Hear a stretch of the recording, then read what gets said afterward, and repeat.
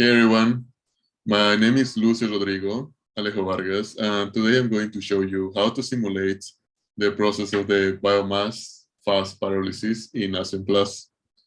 What I'm going to do first is to show you the article that I followed for the process. So the article that I followed was made by Benjamin H. Kotle, and it's called A Rigorous Process Modeling Methodology for Biomass Fast Pyrolysis. Here we can see in the article the diagram flow of the process. Here we have the reactor where the fast pyrolysis takes place. Then we have the inlet stream of biomass in stream number 1.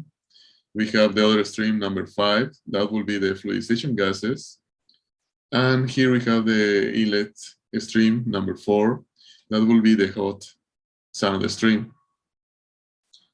From here, the process takes place, and all the products that are generated here are sent to this cyclone, where the vapors of the process are separated in the stream number 6, and the solid products are separated through the stream number 7.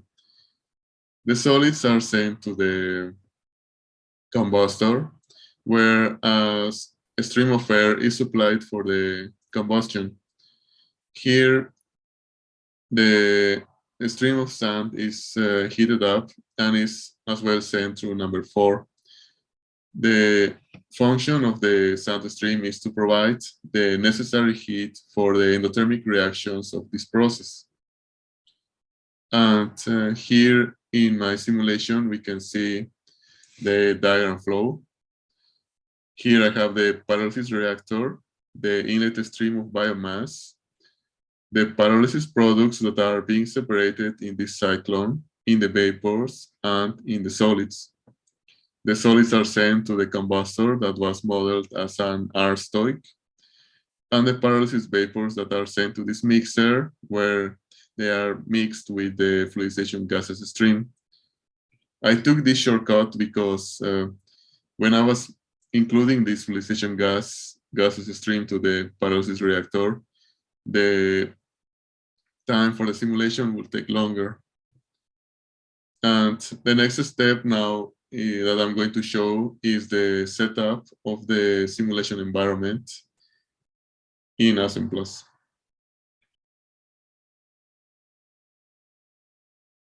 All right, so the next step now is the setup of the simulation environment in Aspen Plus. What we have to do first is to define the components of biomass in Aspen Plus.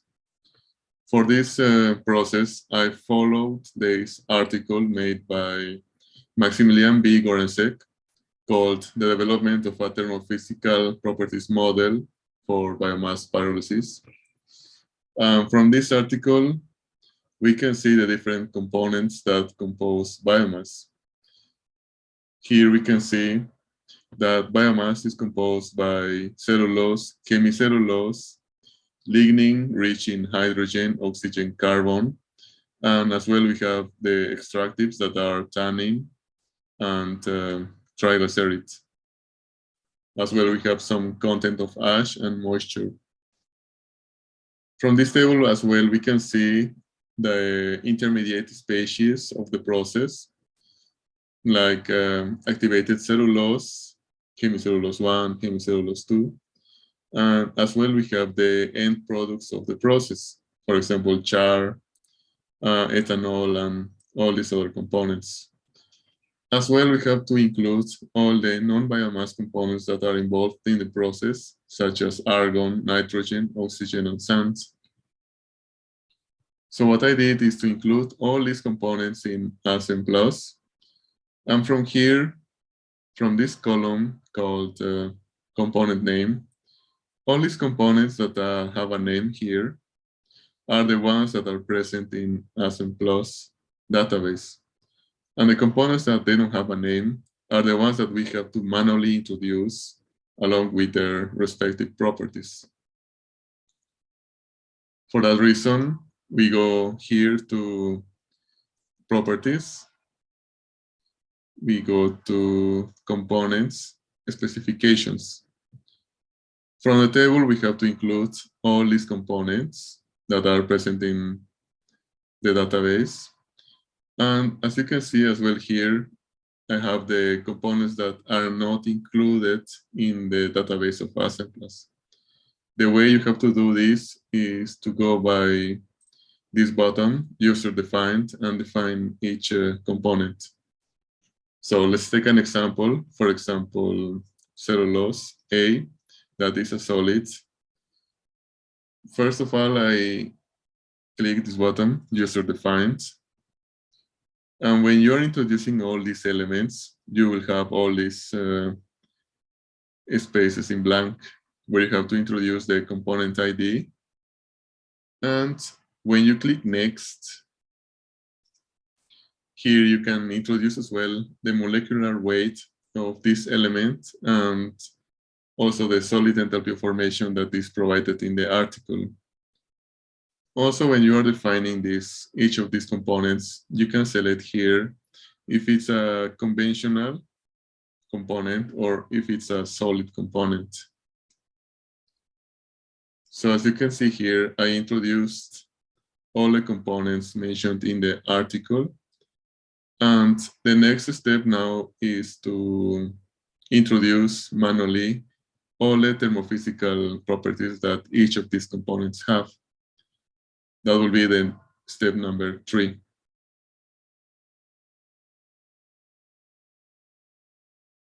So after we have introduced all these elements in Aspen Plus, we'll see here that if we go to we close components, and if we go to methods, pure components, here we have user defined.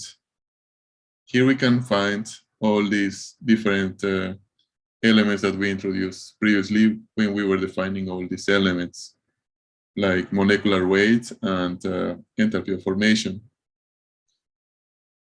The next step is to include the properties for the solid components. If we go here in the article, we'll find a table with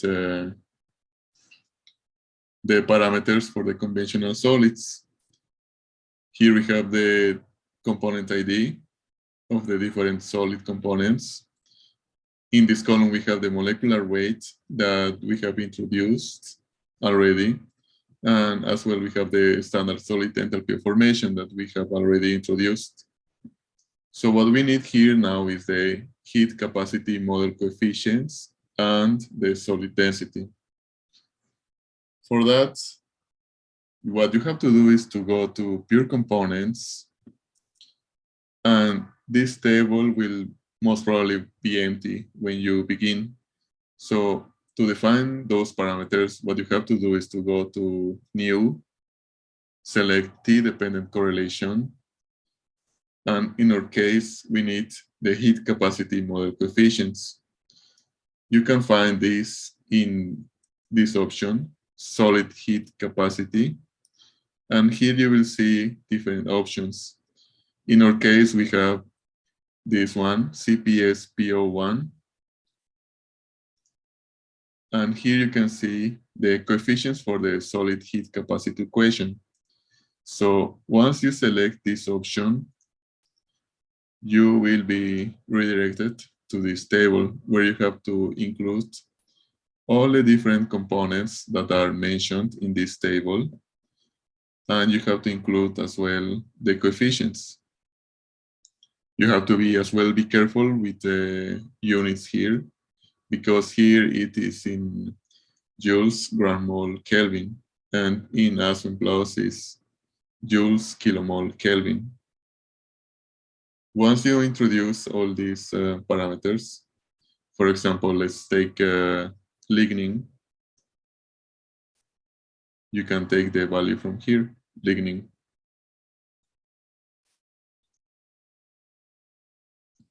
Now, after you have introduced all these components, we need the solid density. As well, you can find this in the table. You go to pure components option, new, then you go to the T-dependent correlation, and go to the solid molar volume. From here, you can find the DNS-TML1, and here it refers to the polynomials for solid molar density. You select that option, and you will be redirected to this empty table where you have to as well introduce all these components and as well manually put all this information, and as well be careful with the units. As we can see here, for example, lignin, it will be 7.3, and in this case it's 7.3. So after we have finished this table, the next step is introducing the parameters for the conventional fluids.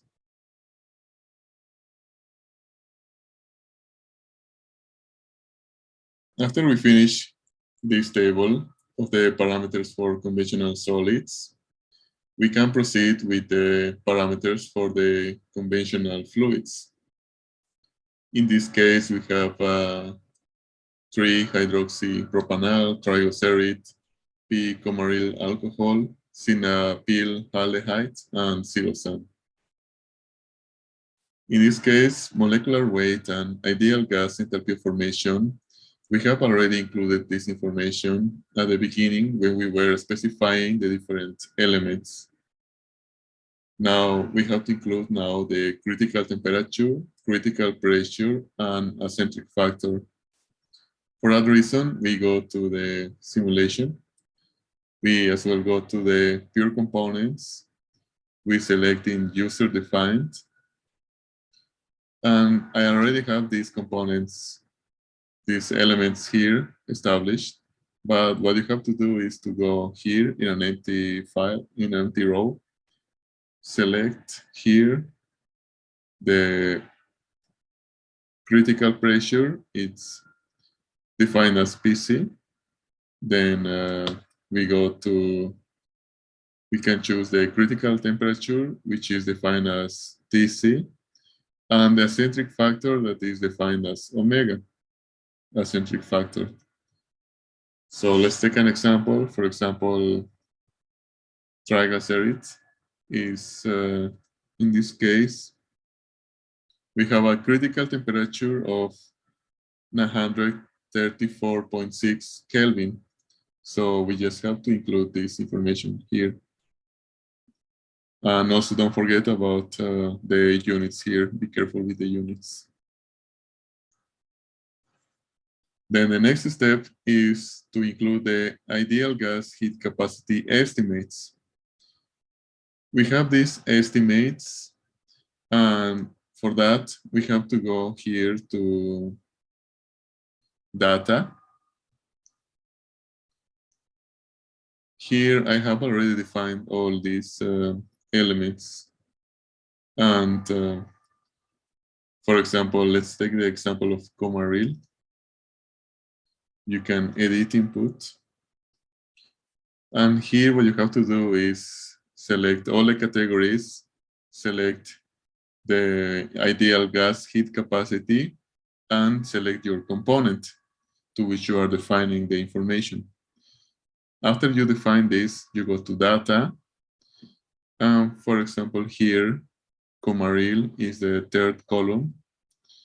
We have the estimations at different temperatures, starting with 298 Kelvin. In this case, it will be 177.3. And we have the 177.3. But as well, be careful with the units, because here we use kilomole Kelvin. And here in the column, it is defined as gram mole Kelvin. So in order to put for another element, what you have to do in this option, data, is to select new. Then you enter, for example, a new information, comma 2. Then you choose pure component, you choose OK. And as I was telling you, here you can choose CPIG, will be this one, ideal gas heat capacity. Then you choose your component, comma real. And then you fill the information here and change the units and also the standard deviation. So we can delete this. After we have included all the information for these elements, now we can proceed with the Ali-Lee equation coefficients. In this case, we return back to the pure components. Then we choose new T-dependent correlation. Then we go to ideal gas heat capacity, and we choose this one, coefficients for the ideal gas heat capacity equation. After you choose that, you can fill all the information for the different elements that we have in the table for all these elements. And as well, be careful with the units and you fill all the information for all of them.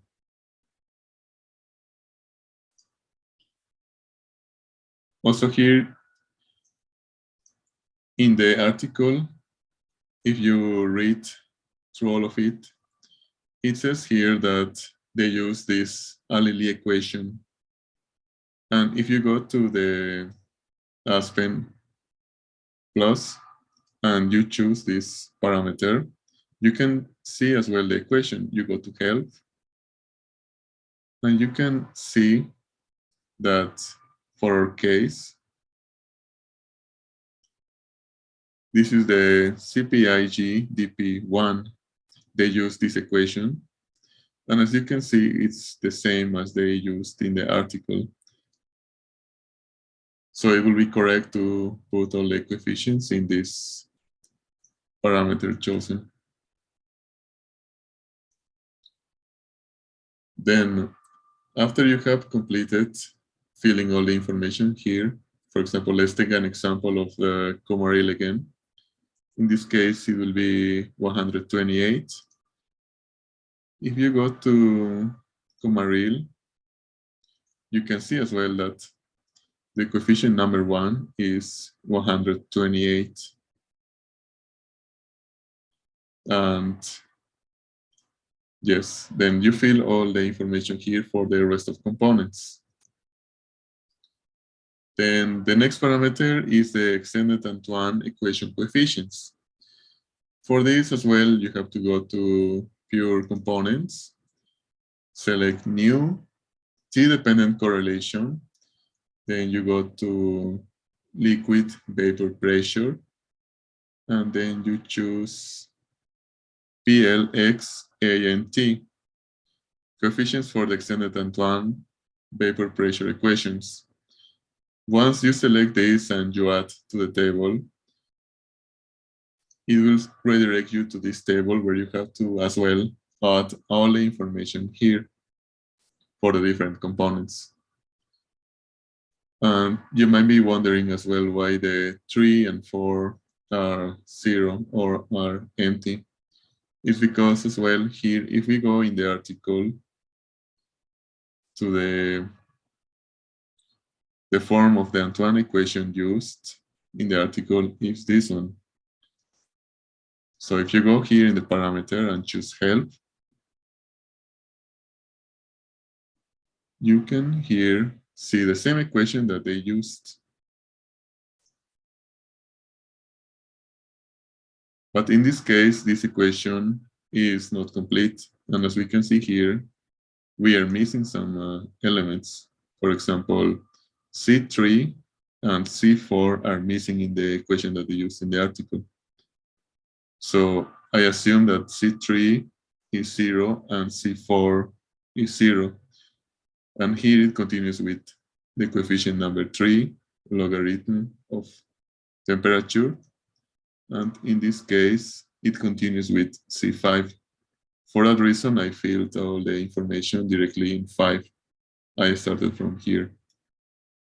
and I took the coefficient 3 and coefficient 4 as 0.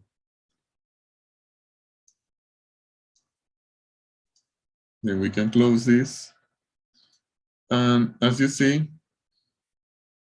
we have already introduced all the information necessary for the conventional solids and the conventional fluids. Now, we also have all this information that is going to be estimated by Aspen. This RPCES means retrieved from the parameter constant estimation system. This will be a process that will be automatic after you fill all this information and then you continue to the simulation.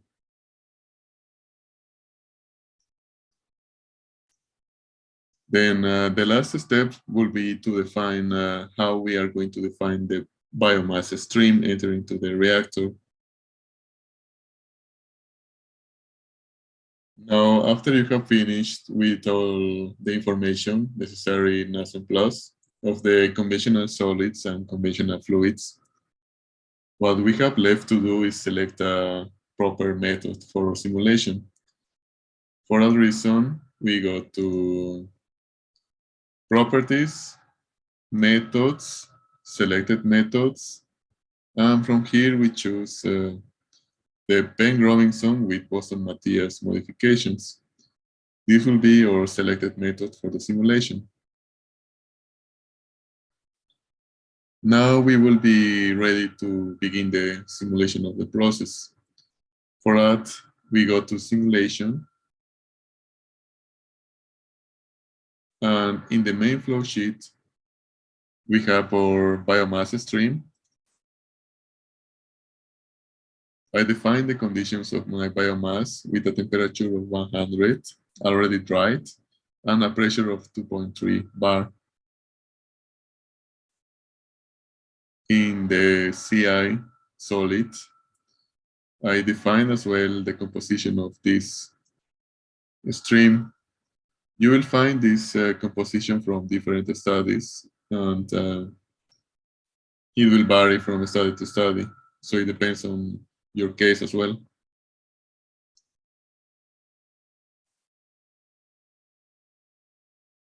Then the next step is our reactor. It's an RCSTR reactor. We go here in Pyro. We can select the operating conditions and set the pressure to 2.3 bar in my case, and the temperature of 500 centigrades. Now, in order to be considered a fast pyrolysis process, I chose a residence time of 1.5 seconds, and the valid phases will be vapor only. One important thing that we also have to add for our simulation are the kinetics. As you can see here, I selected a set of reactions for my process. It is named as rigorous. And if we go here for the reactions, my set of reactions is defined as this. I took all this information of the reactions from the work of Kautle et al. As well. We can see here in the article that as well we have the reaction mechanism used in the process. Cellulose converts into activated cellulose and into all these components.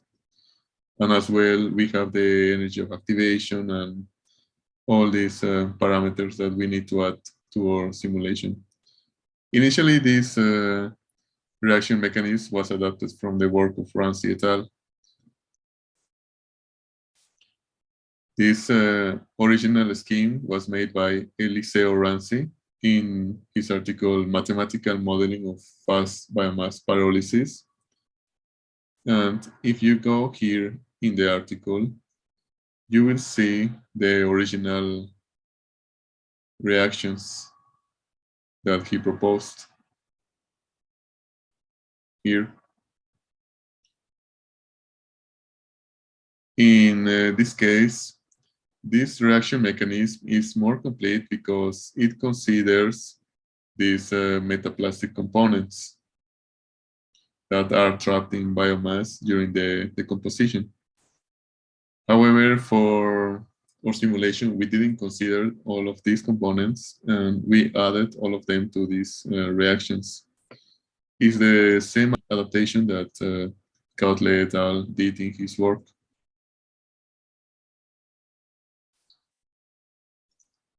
Now, what you have to do here is just fill all this information, and as well, you can choose these different parameters here. For example, cellulose that converts into activated cellulose.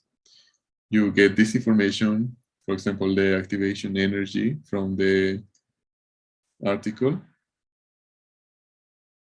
47,000. And as well, be careful with the units. And you have to fill all the information for all the reactions.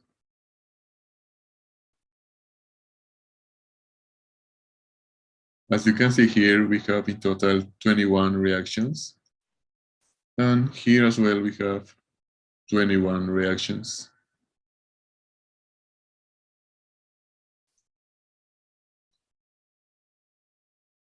After you have filled all the information in the set of reactions, you're ready to begin with the simulation. But also before that, one important thing that I forgot to mention is that in setup, you have to choose the stream class as substreams with mixed CI solid non-conventional. And as well, once you select that, then you will be ready to begin with the simulation.